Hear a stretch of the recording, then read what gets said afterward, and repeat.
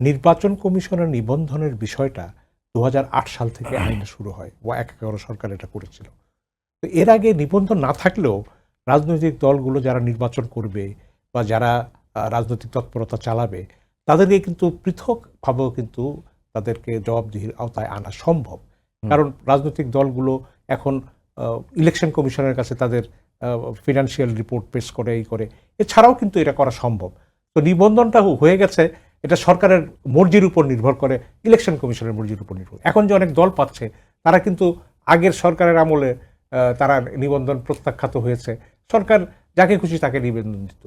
এখন নির্বাচন কমিশন একটু লিবারেল বলে হয়তো দিয়ে দিচ্ছে। আর 5ই আগস্টের পরে এরকম হয়েছে যে, আমি না দলের নাম বলবো না, তারা নেতারা গিয়ে প্রধান নির্বাচন কমিশনের রুম ঘেরাও করে বলেছে যে এই আমাদেরকে এখন নিবন্ধনের চিঠি দিতে হবে, উনিও চিঠি দিয়ে দিচ্ছে।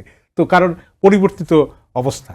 তো এই ক্ষেত্রে আমি মনে করি যে নিবন্ধনের ব্যবস্থাটা উঠিয়ে দেওয়াটাই